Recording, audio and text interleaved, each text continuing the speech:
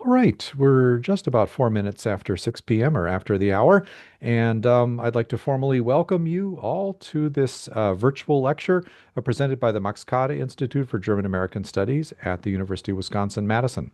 My name is Mark Loudon, and I'm the director of the Max Kade Institute, and it is my pleasure to welcome my colleague in the history department here at the University of Wisconsin-Madison, Professor Brandon Block, who's going to be speaking to us this evening. Professor Block did his undergraduate work at the University of Pennsylvania, where he majored in history, and his graduate work at Harvard, where he focused on modern European history, with a dissertation that is planted the seeds in many ways for his book that he's going to be talking about this evening in his presentation. His research centers basically on modern Europe, with a particular emphasis on Germany and its so-called global entanglements. Both his research and his teaching foreground themes of democracy, human rights, memory politics, and social thought. He's especially interested in how European national and religious identities have evolved against the backdrop of territorial conflict, divided sovereignties, ethnic cleansing, and genocide. His first book, which I made brief reference to and we're going to be learning about this evening, appeared just last summer in August 2025 with Harvard University Press. And the title is Reinventing Protestant Germany, Religious Nationalists and the Contest for Post-Nazi Democracy. In addition to his research, he is devoted to undergraduate and graduate teaching. The fields that his teaching encompass include modern European and German history, Nazi Germany and the Holocaust, European intellectual and cultural history, and histories of genocide, war crimes, and human rights. The title of Professor Block's presentation this evening is German and American Protestant Pastors in Occupied Germany. And as I mentioned earlier, he is going to be speaking for about 50 minutes, and after which we'll open things up for questions. Questions will be placed into the Q&A, so not the chat, but just type them into the Q&A, and I will read them off for Professor Block. So with no further ado, Brandon, welcome, and we're looking forward to your presentation. Great. Well, thank you so much for having me, Mark, and thanks also to Antje Petty for organizing the talk. Is my screen looking all right? Looks perfect. Okay, great. Thank you.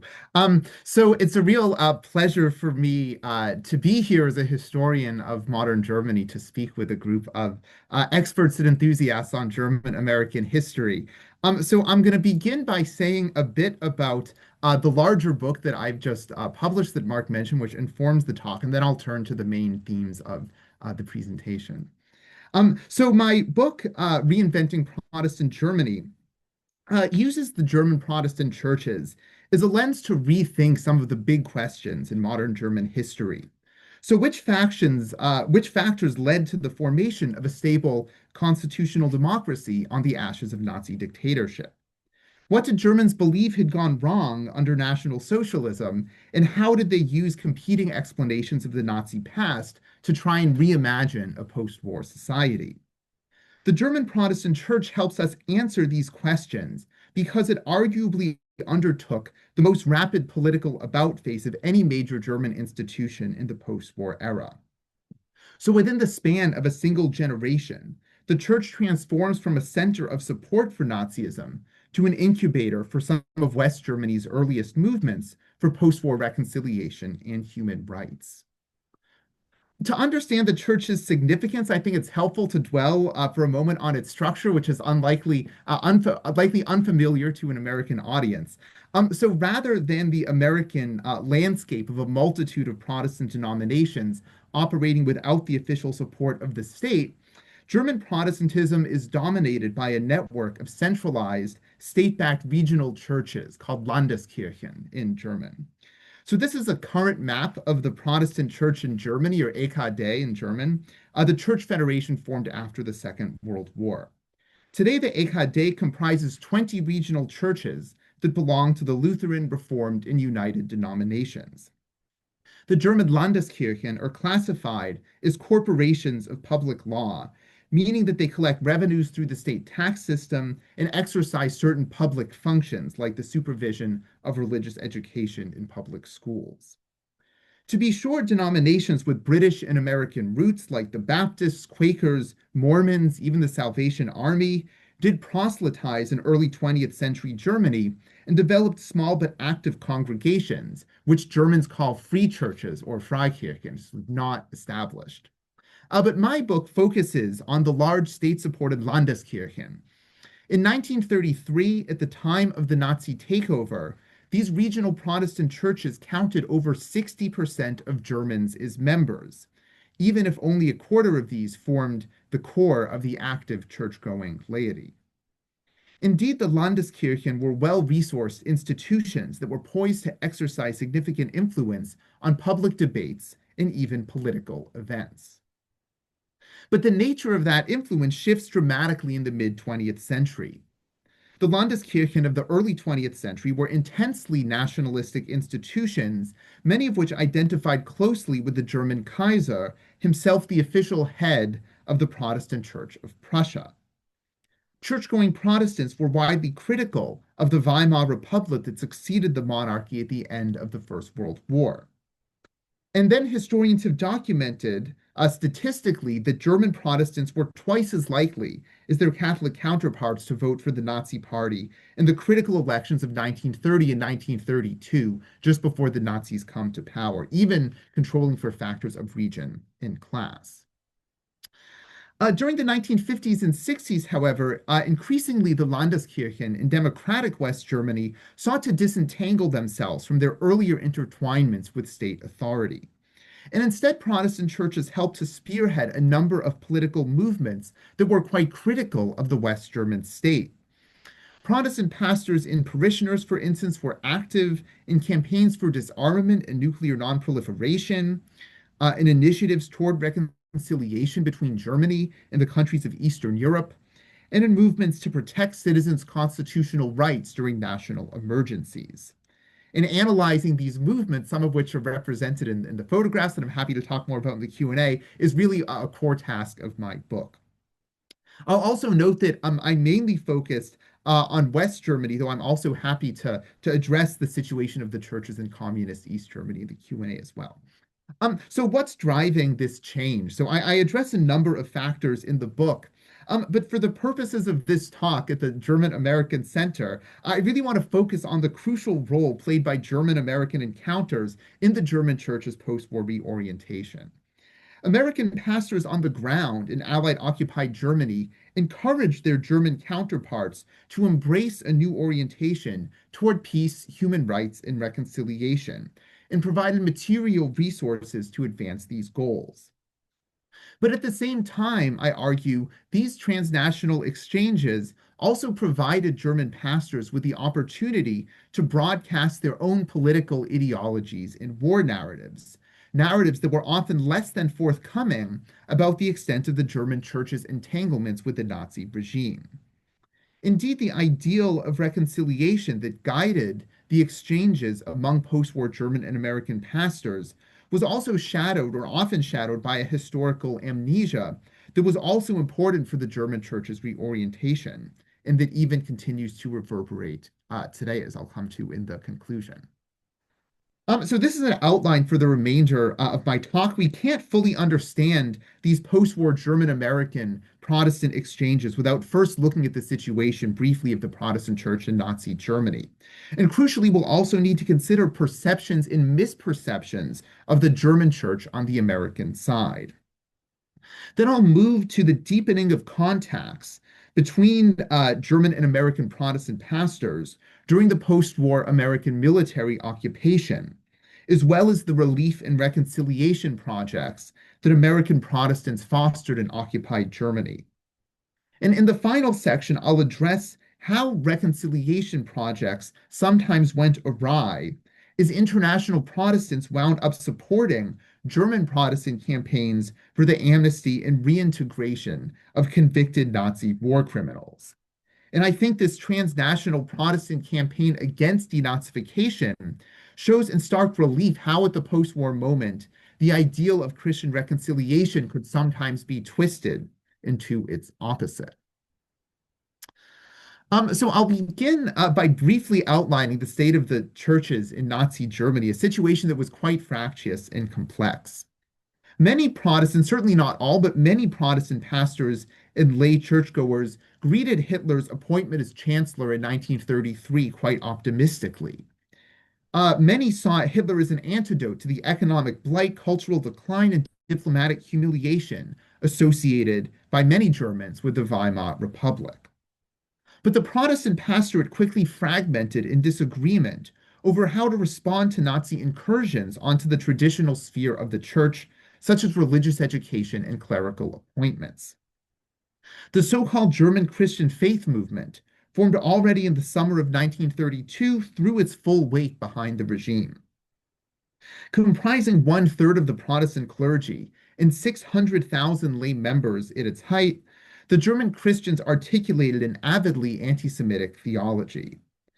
The movement's leaders went so far as to claim that Jesus was in fact Aryan, not Jewish, and they sought to exclude baptized Christians of Jewish descent who were classified as Jews under Nazi racial laws despite being religiously Christian from church membership. So this photograph shows Bishop Ludwig Müller of the state-backed Protestant Reich Church that was formed in July of 1933 after this German Christian faction took over the leadership of several major Landeskirchen. And here we see Müller and other German Christian pastors marching alongside uniformed SS officers outside the Castle Church in Wittenberg, in central Germany, where Martin Luther is believed to have nailed his 95 Theses to the church door in 1517. So this is an effort to appropriate Luther and the traditional symbols of German Protestant nationalism on behalf of the Nazi cause. But my book focuses not so much on the German Christians, but on a different group known as the Confessing Church. So the Confessing Church was formed in the spring of 1934 by Protestant pastors who opposed the German Christian takeover of the Landeskirchen. This group also grew to include about a third of Protestant pastors, concentrated in Prussian parishes that had been subsumed into the National Reich Church. The Confessing Church's famous inaugural statement of faith issued at a meeting in the Rhineland town of Barmen in 1934 was drafted principally by the towering Swiss Reformed theologian Karl Barth, and this remains still part of the Reformed confessions today. So in no uncertain terms, the Barmen Declaration condemned the totalitarian state, use that term, that sought to impede the mission of the church.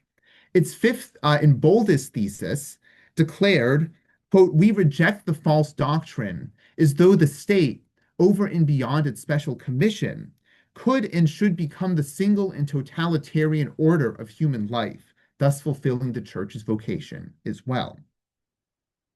But despite this bold statement, we should be cautious about portraying the Confessing Church as a fully anti-Nazi resistance organization. Confessing Church pastors harbored deep theological disagreements with their German Christian colleagues. They were often theological conservatives who resented attempts by the German Christians to substitute scripture and the traditional confessions with veneration of the Aryan race. But many were also German nationalists, sympathetic to the Nazis' promise of restoring German glory on the world stage.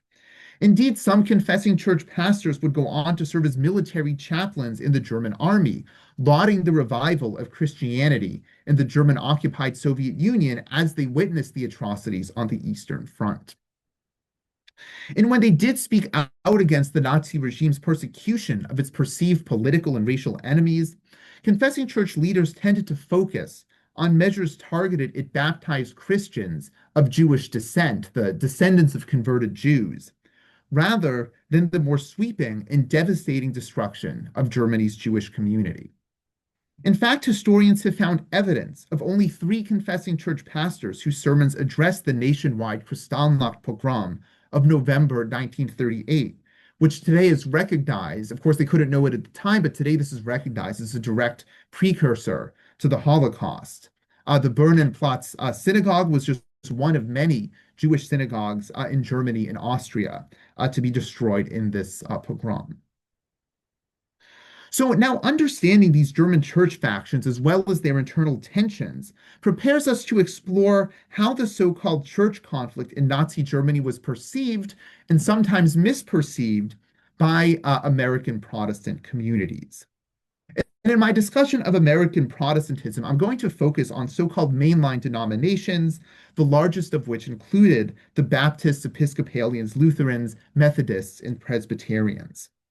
Despite theological and organizational differences between these American free churches, not established churches, and the German Landeskirchen, mainline American pastors sought to maintain ties with their German counterparts even during the Nazi years and went on to play active roles in West Germany's democratic reconstruction. This is because mainline American Protestants in the early 20th century often adopted an explicitly internationalist and ecumenical ideology. And by the term ecumenical, I simply mean an ideal of Christian unity that transcended denominational, doctrinal, and national divisions among churches. So, for instance, the Federal Council of Churches of Christ in America, or FCC, was formed in 1908 to promote cooperation among these mainline American denominations on issues of social and racial justice. And the FCC was the precursor to the National Council of the Churches in the USA, which today remains the main organization for mainline American Protestantism.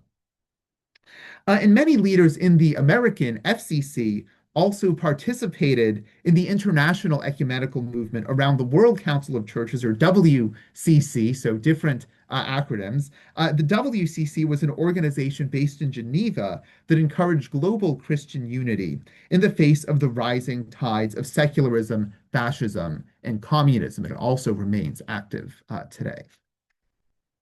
So we can make several observations about how mainline American Protestant groups affiliated with the FCC and WCC tended to perceive the situation of the churches in Nazi Germany. So first, American as well as West European Protestants in the ecumenical movement tended to perceive the factional dispute within the German church among the confessing church and the German Christians as a conflict between the Protestant churches and the Nazi state. An important concept here was a theory of totalitarianism. This term gets popularized by intellectuals like Hannah Arendt in the Cold War, but was already emerging among Protestants in the 1930s. For instance, the Scottish missionary John Oldham, a key thinker and organizer in the World Council of Churches, wrote in 1935 that the totalitarian state, whether communist or fascist, denied the human being's creation in the divine image. By politicizing all domains of life, such a state necessarily shut out the gospel's universal message of salvation.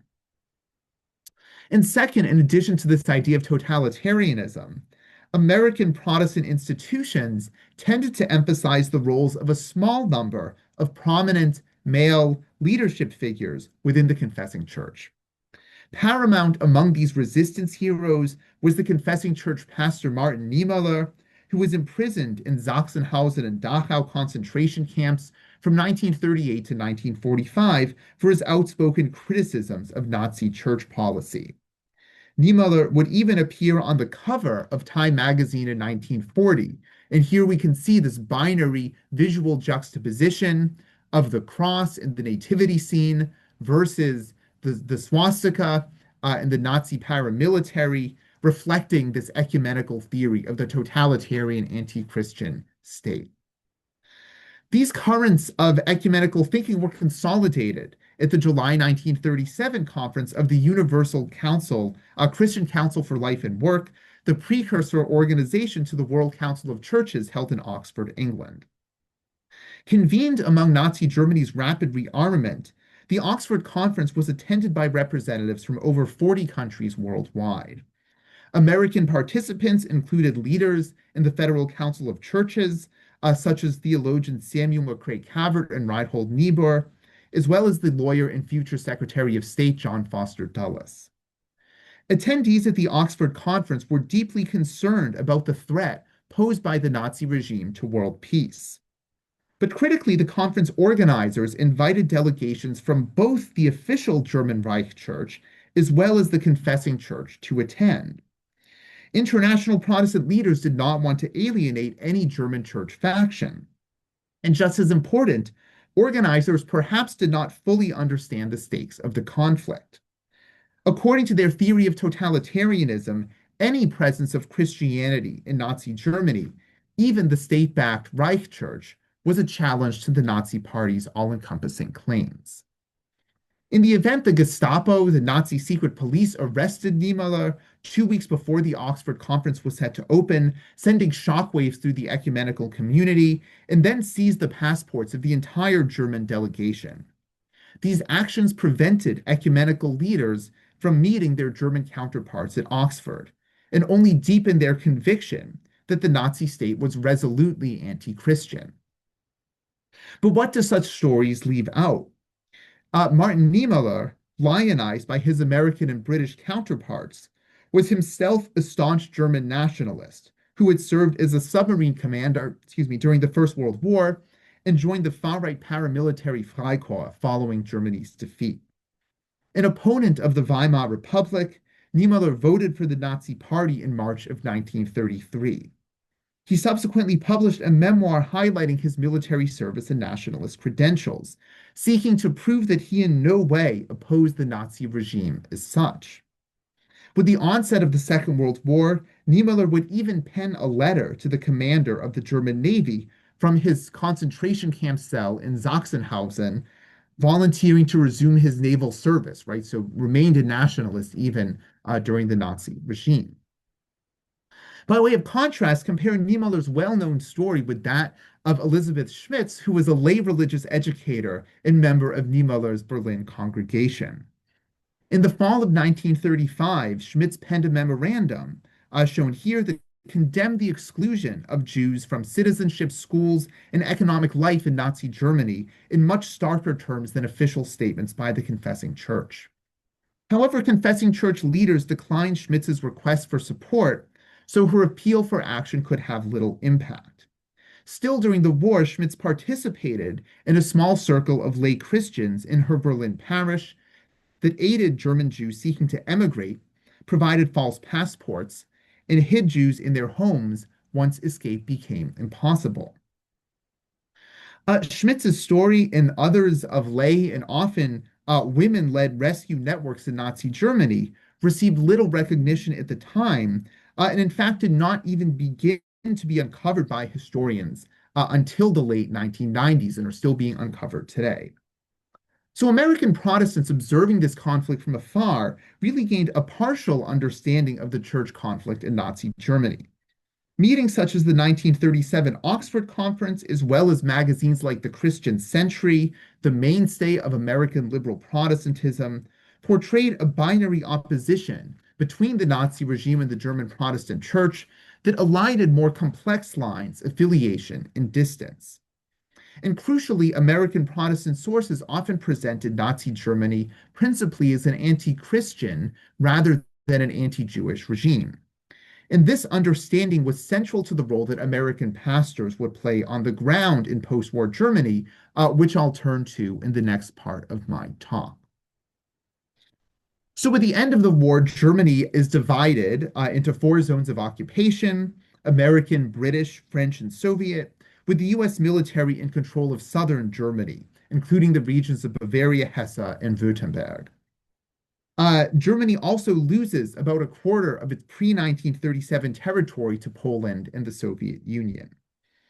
Moreover, nearly the entire German-speaking population of Eastern Europe, some 12 million people, was expelled into the shrunken borders of post-war Germany with the sanction of the victorious Allies.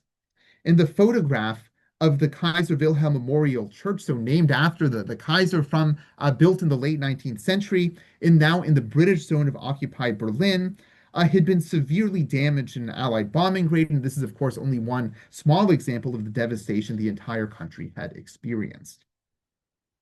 So the Allies were divided over how to handle the churches in their respective zones. For Soviet authorities, to some extent also for the French, churches were little more than pillars of the reactionary coalition that had upheld the Nazi regime. So Soviet authorities quickly took measures to exclude the churches from public life in their zone, eliminating religious instruction in schools, restricting the flow of funds to Christian hospitals, and banning Christian women's and youth organizations. However, British and American authorities took a more conciliatory approach, due in large part to the sway of ecumenical leaders who sought to renew ties with their German counterparts. Religious policy in the American zone, which becomes a model for the British as well, fell under the domain of the Religious Affairs section of the American military occupation government, headed by Marshal Knappen. A Congregationalist pastor from Michigan, Knappen had taught history and political science at the University of Chicago before being recruited by the U.S. Department of War in 1944. While acutely aware of nationalistic tendencies within Germany's Protestant churches, on the whole, Knappen shared a favorable view held by much of the U.S. Protestant establishment. The German churches, he believed, had served as sources of anti-Nazi resistance and would become critical resources for Germany's post-war renewal. So under Knappen's guidance, the Protestant Landeskirchen in the US and British zones regained their pre-Nazi privileges. Religious education was restored as a subject in public schools, confiscated church properties were returned, and the church tax was restored. Moreover, as I'll come to later, churches were the only German institutions offered the privilege of denazifying their own ranks. And in practice, this meant that former German Christian pastors from that pro-Nazi faction were often quickly able to resume their careers, though they were not generally given leading roles in church administrations. But even more important than official US policies, the international ecumenical movement fostered the revival of Protestant church life in post-war Germany.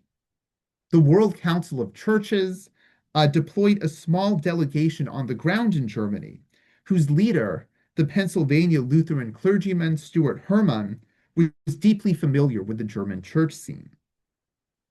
Following his graduation from Gettysburg Lutheran Theological Seminary in 1934, Hermann had sought out an international career.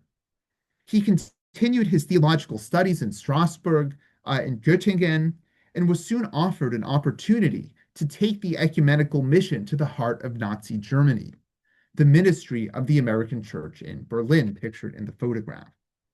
So as the leader of Germany's largest expat congregation from 1936 to 1941, Hermann made contact with pastors on multiple sides of the German church conflict.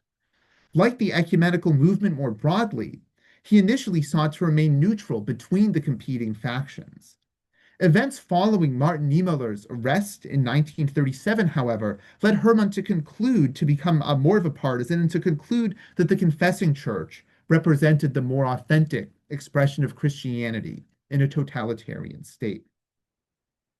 So Hermann, of course, had to leave Germany with the US declaration of war in 1941. He spends the final years of the war working for the US Army's Office of Strategic Services, and returns to Germany as part of this WCC delegation in July of 1945, quickly renewing his confessing church contacts. Transported around Germany in US military vehicles to visit what remained of the defeated country's Protestant churches, Hermann was struck above all by the scale of the devastation after 2 years of Allied bombardments that had destroyed nearly half of Germany's inhabitable houses. His reports back to the WCC's headquarters in Geneva contain detailed descriptions of bombed out cities, starving children, and squalid displaced persons camps. And other American Protestants who visited occupied Germany during the early post-war months came away with similar impressions. The American Lutheran pastor Sylvester Michaelfelder, who traveled through the US occupied zone as a representative of the Lutheran World Federation, wryly observed, quote, "Pompeii is in a better state of preservation than these cities. Even the ruins are ruined." So for Hermann and his WCC delegation, as well as Marshal Knappen's Religious Affairs Office, church life had a vital role to play in the moral as well as the political renewal of post-war Germany. Following the theories of totalitarianism that had gained ground in mainline Protestant churches during the Nazi years, these pastors believed that Nazi Germany was fundamentally an anti-Christian state, born out of the modern individual's alienation and loss of religious values, right? They sort of adopted this explanation of European secularization leading to German Nazism. So, on this view, Germany's renewal could only proceed from the rebirth of the German church, as Stuart Hermann titled his reflections on his German experience, which were published by Harper and Brothers for an American audience in 1946. American Protestant calls for Christian revival in post-war Germany hinged on a narrative of Christian resistance against Nazism, which, as we've seen, was already being formulated in the mid-1930s. Indeed, Hermann's book extolled, quote, 7,000 pastors who had, quote, actively resisted the Nazi Party and its totalitarian pretensions. So this number corresponds to the entirety of the confessing church, which, as we've seen, sort of departs from a more complex reality. So to ensure that this reborn church did not lapse into conventional German nationalism, which they were certainly aware of, it was critical that it have the backing of the international ecumenical movement. So Stuart Hermann and Marshall Knappen played important roles in organizing the August of 1945 conference of German Protestant leaders in the Hessian town of Tresa that led to the establishment of a new federation of the revived Protestant Landeskirchen, the Protestant Church in Germany, or AKD. This is still the German church federation that exists today that I showed in the map at the beginning. So the AKD would be led exclusively by pastors from the confessing church. These included Martin Niemöller, who I mentioned, who had recently been liberated from Dachau by a U.S. Army division, as well as the Bishop of Württemberg, also in the American zone, Theophil Worm. The elevation of these confessing church leaders encouraged American Protestant observers that the Landeskirchen were prepared to move in a more democratic direction, one that would loosen their long-standing ties to German state authorities and instead empower local congregations. But simply founding a new church federation was not enough. American Protestant leaders recognized that the German church could only be reintegrated into international Protestantism if it were seen to adopt an attitude of contrition toward the Nazi past. So in October of 1945, a 12-member delegation from the World Council of Churches that included Americans Stuart Hermann, Sylvester Michaelfelder, as well as Samuel McCrae Cavert, General Secretary of the FCC, attended the meeting of the AKD Council in Stuttgart. There, the WCC delegates urged German church leaders to issue a public acknowledgement of guilt. The resulting Stuttgart Declaration departed sufficiently from the dominant tenor of denial in occupied Germany that it stirred up substantial backlash from the American Protestant laity, who believed that their leaders were conceding too much to international Protestants. Through us, the EKD Council acknowledged his endless suffering been brought to many peoples and countries. But the Stuttgart Declaration also reflected the limits of its time and context. Note this critical sentence. We have for many years struggled in the name of Jesus Christ against the spirit which found its terrible expression in the National Socialist regime of tyranny. But we accuse ourselves for not witnessing more courageously, for not praying more faithfully, for not believing more joyously, and for not loving more ardently. Here, the AKD leaders repeated the anti-Nazi resistance narrative fostered by ecumenical Protestants, while their acknowledgement of guilt remained quite vague on the specifics. Indeed, anti-Semitism and the destruction of the European Jews and other racial enemies of the Nazi regime went unmentioned. Indeed, the implication remained that the church's responsibility lay in the spiritual realm alone.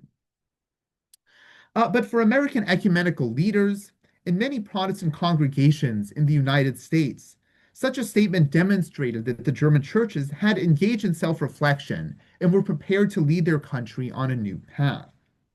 Soon after the Stuttgart Declaration, international and US-based Protestant organizations, including the World Council of Churches, Federal Council of Churches, and Lutheran World Federation, emerged as key sources of humanitarian relief for occupied Germany.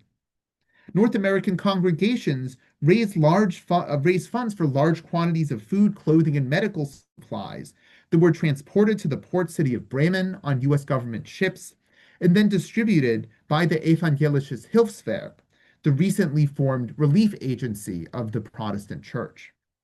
Fully 18,000 tons of food, clothing, and medical supplies were sent to Germany through the Federal Council of Churches between 1946 and 1949, and 15,000 tons through the US-backed Lutheran World Relief. Such quantities of aid reflected not only the depth of North American congregations' concern for German suffering, but also the advocacy of American church leaders. The US military occupation government had initially banned private aid from entering Germany in accordance with the tightly regulated occupation envisioned by the US Joint Chiefs of Staff. Articles by Protestant clergy in the Christian Century and mainstream press, as well as direct lobbying of US officials, contributed toward a change of policy. So in May of 1946, the US government authorized the formation of the Council of Relief Agencies licensed for operation in Germany, or KRALOG, which collected private aid from the International Red Cross as well as international Christian organizations. This about-face in US policy was also framed by the emergent Cold War. American officials feared that the millions of German refugees would be vulnerable to the appeals of Soviet communism at a time when the Soviet Union was quickly establishing satellite regimes across Eastern Europe, a fear that ecumenical Protestants strategically highlighted. The German church was thus also envisioned by both Protestant and US occupation officials as a bulwark against this new communist totalitarianism. So to wrap up this section, narratives of post-war Protestant reconciliation redounded to the great benefit of the German churches. The Landeskirchen could present themselves to the German public as important purveyors of humanitarian relief. They also received funds from American donor congregations for the material fundaments of Christian life, Bibles, prayer books, wine for sacraments, and the rebuilding of damaged churches. Such German-American exchanges undoubtedly contributed to the growth of democratic and internationalist attitudes among a German Protestant pastorate whose socialization before 1933 had been intensely nationalistic. And most dramatically, the National Conference of Christians and Jews, which was an American interfaith organization formed in 1927 to combat anti-Semitism, even helped to found the first societies for Christian-Jewish cooperation in the US zone of occupied Germany. Yet there was another side to post-war reconciliation initiatives as well. Indeed, this very concept of reconciliation could have a double-edged meaning, signaling atonement for the Nazi era, but also the imputation of mutual guilt, an impetus to leave the past aside without acknowledging historical complexities. So in the final portion of my talk, I want to address how German-American Protestant exchanges also forestalled a reckoning with the Nazi era, and indeed this was also part of the church's democratization. And in particular, I'm going to focus on the EKD's campaign against the Allied denazification and war crimes trials programs. And here I'm referring to both famous trials of leading Nazis, such as the Nuremberg International Military Tribunal displayed on the left, subject of a recent film with Russell Crowe, but also the proceedings by which millions of German adults seeking employment in the post-war civil service and other professions were required to fill out a questionnaire, shown on the right, in which they were meant to account for their political activities during the Nazi years. So I've already mentioned that the Landeskirchen gained the privilege of denazifying their own ranks, and often used this privilege to reintegrate German Christian pastors into the post-war church. But Protestant pastors' attempt to stymie denazification went far beyond their own institutions. As early as December 1945, Württemberg Bishop Theophil Wurm, the chair of the EKD Council, criticized the Nuremberg International Military Tribunal for its alleged application of retroactive justice, convicting people for crimes that were not defined at the time.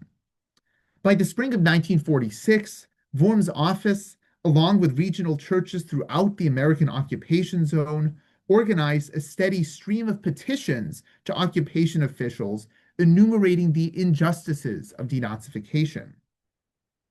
Martin Niemöller, appointed president of the Protestant Landeskirche in the state of Hesse, also in the American zone, lambasted Allied, quote, vengeance in his petitions to U.S. military occupation governor Lucius Clay. Church officials not only campaigned against the denazification questionnaires, but also fought for the amnesty and release of hundreds of former Nazis convicted in Allied war crimes trials and held in Allied custody. The Committee for Church Aid to Prisoners, co-founded by the German Protestant and Catholic churches in early 1949, even supplied funds for war crimes defense attorneys. So given their commitment to ecumenical dialogue, as well as the expression of contrition in the Stuttgart Declaration that I quoted earlier, and of course there was Niemöller's very famous confession, Then They Came for Me, which is first given as a sermon in German congregations around late 1945. What accounts for the hostility of the German Protestant Church, including these former confessing church leaders, toward denazification? So in part, the Protestant Church echoed charges around victor's justice and collective punishment that were widely aired in post-war Germany. And of course, this was a time when many Germans felt themselves to be victims of Allied bombardments and expulsions. But the Church's attacks also contained distinctively Christian undertones. The Allies' Protestant pastors claimed had no right to sit in judgment over Germany, for they too had committed these terrible crimes. Often overt anti-Semitism lay barely beneath the surface of such accusations, counterposing the Church's call for grace and humility against the punitive Old Testament justice supposedly demanded by the Allies. Indeed, it was not lost on German church leaders that several U.S. war crimes prosecutors were themselves German Jews who had escaped Germany for the United States during the 1930s and then returned in the uniform of the U.S. occupation regime. But rather than encouraging their German colleagues to accept denazification as part of Germany's spiritual renewal and repentance, American pastors tended to echo and amplify these German attacks. Stuart Herman and other WCC delegates in occupied Germany reported back to Geneva on the practical challenges of denazification, including the difficulty of determining an individual's level of complicity and the shortages of personnel and key bureaucracies that resulted from mass arrests. American ecumenical Protestants also embraced the binary opposition of justice and reconciliation articulated by their German counterparts. If the decline of the Church's influence was the root cause of Nazism, they believed, then surely the demonstration of Christian goodwill was the solution. Punitive policies of denazification, on this view, would only push the German people further toward spiritual despair. In his book that I mentioned earlier, The Rebirth of the German Church, Herman went so far as to compare the U.S. Army's counterintelligence corps, the agency responsible for arresting suspected German war criminals, to the Nazi Gestapo. Herman's private papers show that the American pastor repeated a refrain he had heard in conversation with Martin Niemöller and that had become familiar in the American zone. The World Council of Churches, which held its inaugural official assembly in 1948 in Amsterdam, would supply the very language of human rights through which German Protestant pastors increasingly staged this campaign against denazification. The Federal Council of Churches Commission on a Just and Durable Peace, founded in 1940 by John Foster Dulles, championed the incorporation of human rights principles into the United Nations Charter of 1945. A member of Dulles's commission, the Philadelphia Lutheran pastor Frederick Nolde, would go on to represent the WCC at the UN Commission on Human Rights, which drafted the UN's Universal Declaration of Human Rights, adopted in December of 1948. The German Protestant press was very favorable to these ecumenical initiatives. It greeted the UN Declaration of Human Rights, and soon after, the language of human rights found its way into the Church's attacks on denazification. In early 1950, an EKD commission seized on a request by Frederick Nolde to comment on a draft UN covenant on human rights in order to suggest that Allied war crimes trials had violated the human rights of German defendants, a kind of twisting of this human rights language. And later that year, the EKT Council released a pair of petitions to governments and churches of 15 countries that continued to hold German war criminals, again citing the UN Declaration of Human Rights. Invoking the World Council of Churches calls for a, quote, just peace, the EKD praised the ecumenical movements, quote, friendly understanding of our particular hardships and readiness to help. And such help was indeed forthcoming. For instance, the leading American theologian and ecumenical activist Reinhold Niebuhr directly petitioned U.S. High Commissioner for Germany, John McCloy, calling on McCloy to pardon several high-ranking war crimes defendants. Two of the defendants mentioned in Niebuhr's letter, Martin Sandberger and Eugen Steimler, had been leaders of SS Einsatzgruppen paramilitaries, sentenced to death for their roles in orchestrating the massacre of thousands of Jews in the occupied Soviet Union. In an example of thinly coded anti-Semitism, however, Niebuhr charged that Robert Kempner, a German Jewish prosecutor at Nuremberg, had acted, quote, not in American justice, but the spirit of refugee resentment. That's at the end of the second paragraph of this letter. And the liberal Protestant journal, The Christian Century, similarly took up the cause of amnesty. The heating up of the Cold War gave these appeals new credibility. In 1948, American and British occupation authorities issued a common currency for their zone, setting off a year-long Soviet blockade of West Berlin. In May of 1949, the Federal Republic of Germany was founded on the territory of the American, British, and French zones, sealing Germany's Cold War division. In this new world, West Germany formed the frontier of the Cold War Western Alliance. West Germans no longer appeared as a defeated enemy in need of denazification, but as allies in the struggle against Soviet communism, allies who could even be rearmed and would be rearmed under Western aegis. So in January of 1951, following years of petitions by the German churches and their American supporters, High Commissioner McCloy announced a generous amnesty for convicted war criminals under his jurisdiction. He reduced 69 of 74 outstanding prison terms and commuted 10 of 15 death sentences, including the death sentences of Sandberger and Steimler mentioned in Niebuhr's letter. In his official documentary report back to the American State Department, McCloy denied that his decisions had been influenced by the anti-trial lobby. Nevertheless, McCloy had met with Protestant church representatives to discuss the issue, and he acknowledged the large number of, quote, letters and petitions for clemency, many of which had come from the German churches. This cooperation of German and American pastors in resisting denazification and war crimes trials established a model of partnership in the ensuing decades. Leaders of the German anti-trial campaign, including Martin Niemöller and the Berlin Bishop Otto Dibelius, would go on to serve in executive bodies of the World Council of Churches during the 1950s and 1960s, and they continued to style themselves as advocates of human rights.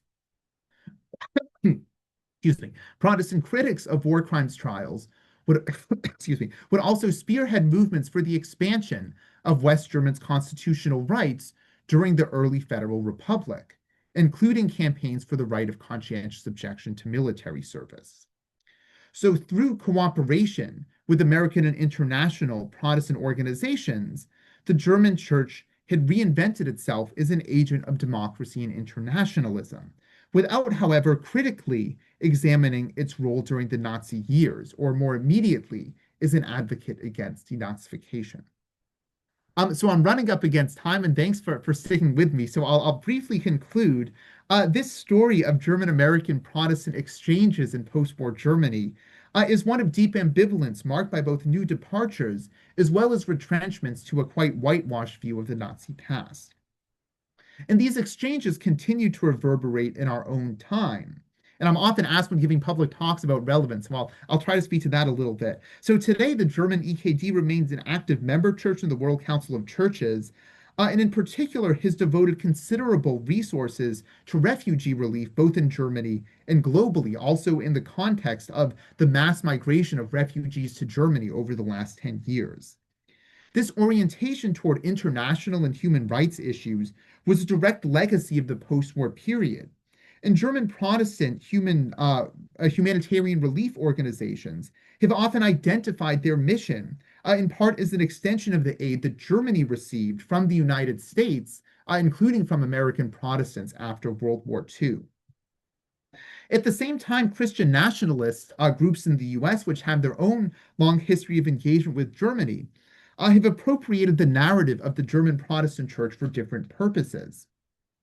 Some popular American evangelical writers have presented the confessing church as a resistance against an atheistic, anti-Christian Nazi state, even viewing the confessing church as a model for resistance against the supposed tyranny of secular, atheistic, and progressive values in our own time.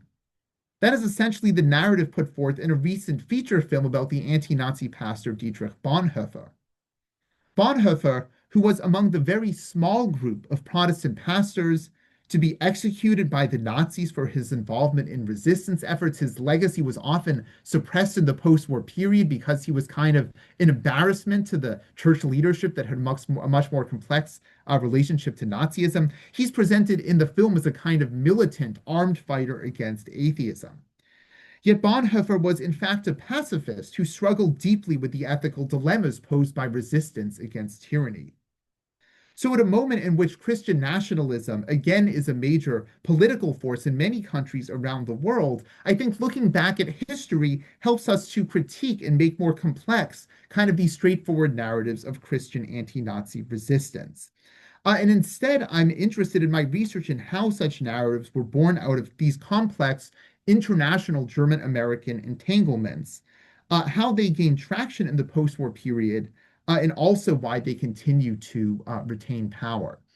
So I'll conclude there, and thanks for your attention. It would be remiss if I did not include with a shameless plug to note that my book, Reinventing Protestant Germany, is available on the Harvard Press website.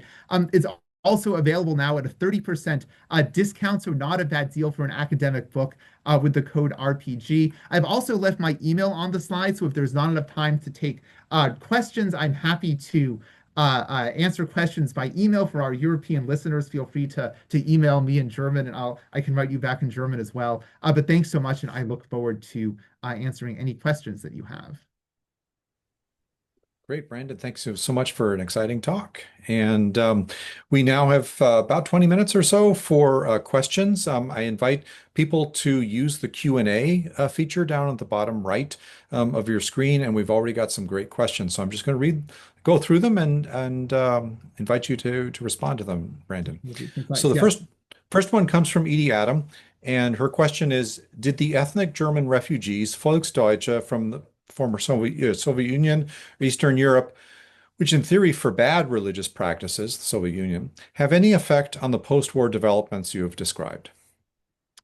Yeah, that's a great question. So I'll actually, in my new research, I'm interested specifically in the sort of politics around German expellees. So the answer is yes, absolutely. I mean, certainly so the Evangelisches Hilfswerk, which was the sort of Protestant relief agency that I mentioned, their efforts really in the post-war period in terms of house building and distributing food aid are definitely disproportionately focused on serving ethnic German refugees who are coming from Eastern Europe and the Soviet Union.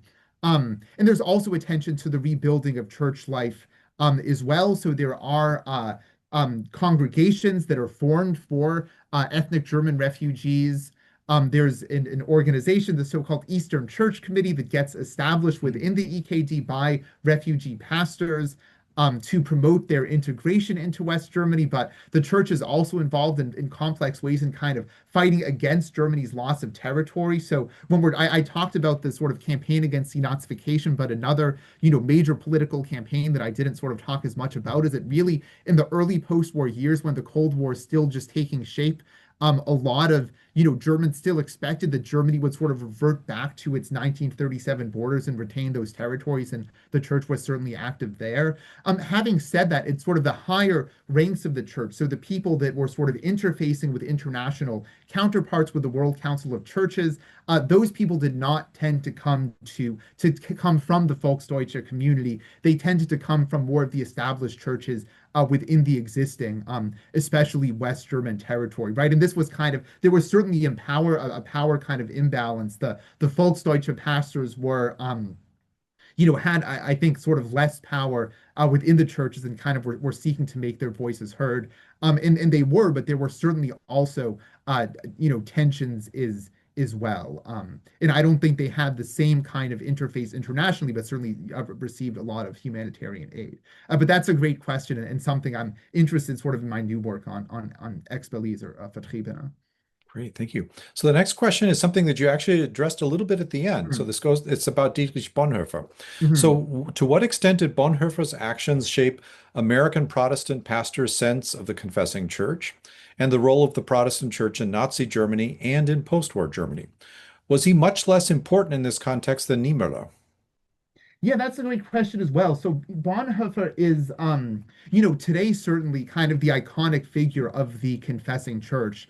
He was, I'll just maybe give a, very small amount of background if not everyone on the call is familiar. He was part of, so he was he was a pastor. He had spent time in Harlem, in the United States in the early 1930s.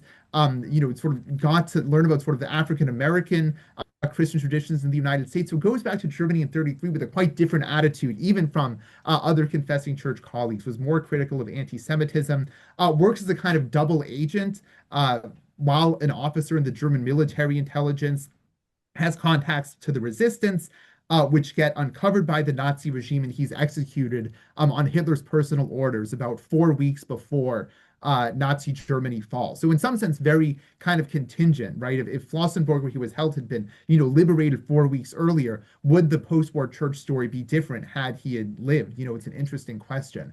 Bonhoeffer becomes especially important figure with the publication of a biography by one of his former students, Eberhard Bethge, in 1967. This also comes to the context of, in the United States, the civil rights movement, anti-Vietnam War activism among Protestant churches, where there's a kind of new attention to issues around social justice. And Bethge sort of publishes this biography of Bonhoeffer in that context, which really kind of popularizes him as a figure. He certainly was known and was discussed in the Protestant press at the time.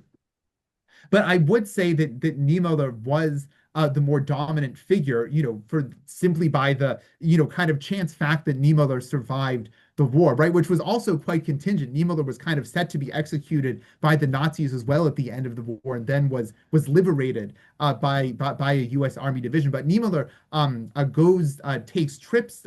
There's a biography by my colleague Matthew Hokenos about Niemöller, who talks about how he takes these trips to the United States, one of the first Germans allowed in 1946, kind of promoting the cause of the confessing church and kind of humanitarian relief. So he, for that reason, kind of becomes the figurehead.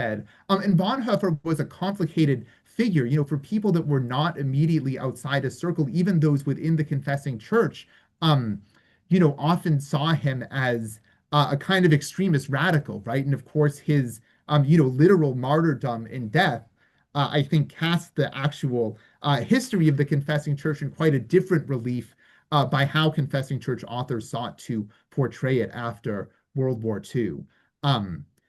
Today, though, arguably Bonhoeffer certainly has a bigger reception, and there is, from the 60s and 70s, certainly a revival of his thought. But thanks for the question. You bet. So the next question comes from Angelika Sauer, who's a retired professor of history at Texas Lutheran University. Hmm. And she asks, you mentioned Elisabeth Schmitz and Hmm. women-led rescue networks in the 1930s.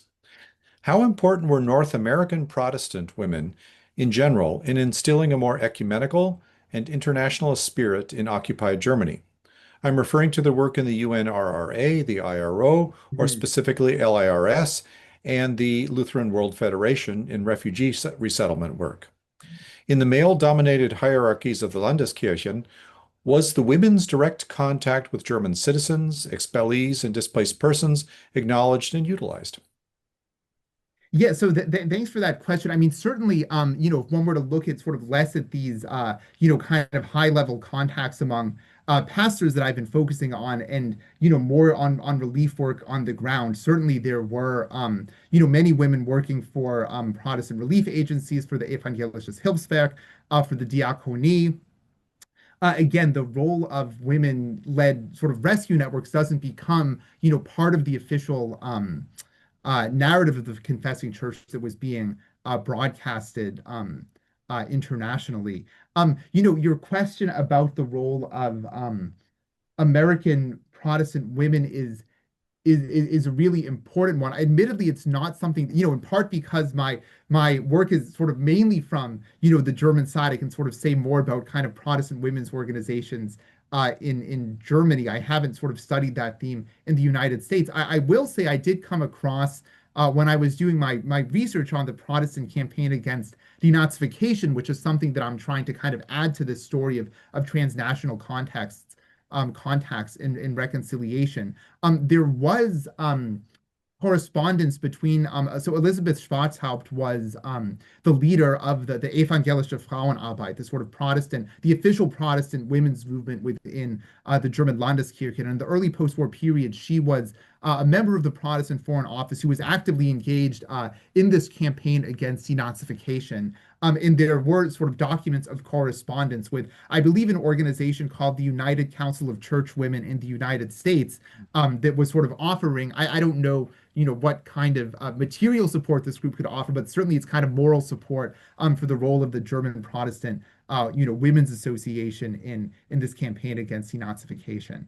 But in terms of the kind of on the ground efforts in American parishes, my imagination is yes, that the organizations you mentioned were very important, but that's something I would certainly want to learn more about, and that I think would be a great topic for further research. Thank Here's another question that's kind of related to the you. Mhm. question that we had two questions ago about expellees. This comes Mhm. from Sasha Davis, who's Mhm. affiliated with the University of Newcastle in Australia. And if you're joining us from Australia, great, that's wonderful. I wonder whether you could say something about the interventions of the AKD and figures such as Niemöller in the so-called German expellees from Eastern Europe. Yes. So, this is a really, I think th this is an area where one sees divisions within the church, but also really a kind of an interesting reorientation from the 1950s and 1960s. So if one looks kind of early in the post-war period, the AKD largely kind of echoes basically the revanchist kind of rhetoric that German political parties were espousing generally, that the loss of the Eastern territories were illegitimate. So just for those who aren't familiar, if you look on the kind of map, oh, I don't have it, but I could share my screen again. But if one looks at sort of a map of post-war Germany, about 25% of the territory that had been part of Germany is accorded to Poland, and also a little bit the Soviet Union under the terms of the Potsdam Agreement, which basically were territories that the Red Army had occupied at the end of the war. And the German government, but also the churches, are very much sort of calling for the return of that territory. And this goes along with this kind of rhetoric that Germany had been victimized by the Allies, that the Allied expulsions, the territorial losses were basically, the equivalent of Nazi atrocities. This has to do with the ideology around the campaign against denazification and so forth. But what one sees by the 1950s and 60s is the growth of kind of critical voices within the church that call for the recognition of Germany's post-war territorial losses and call for reconciliation. Um, and Niemöller is certainly part of that effort, but there's also, I mentioned earlier, the so-called Ostkirchenausschuss, the Eastern Church Committee, that represents the expellees within the AKD. And there are kind of dissident people within that group who are tied to Niemöller and other sort of former confessing church figures who are calling for recognition and acknowledgement of the border. And interestingly, there, it's not a totally dissimilar kind of reconciliation discourse that one sees in the campaign against denazification, right? It's the idea that rather than pursuing some kind of punitive, like eye for an eye kind of justice, where the Germans lost territory and now they have to gain it back. Instead, we have to embrace this kind of broader concept of reconciliation where we kind of recognize the situation that, they see sort of God has placed us in after the war and accept it and kind of reconcile. And for people like Niemöller, I think that was a reason why, what they saw as kind of punitive denazification was a problem, but also these kind of punitive demands for the restitution of territories was also seen as a kind of denial of the reality of what had happened in Nazi Germany. So there is this really interesting turn by the mid 1960s. The AKD becomes one of the really only German institutions that's kind of officially calling on the recognition of those lost territories. Though again, the expellees within the churches are very upset about that, right? They're still like the expellees always still had a subordinate role and didn't like at all that the church was kind of taking that more kind of liberal approach. So I could talk. I mentioned I'm sort of working on expellees in my new project, so I could go on. But thank you for That's the. exciting. Yeah. We've got about 6 more minutes and several more questions, so we'll do our best to get through I'll them try to here. be fast, and you can feel free to yell me No, up it's as well. great. This is wonderful. So this next question comes from David Zerzan. Can you say more about the pacifist movements within the Protestant churches before, during, and after the war?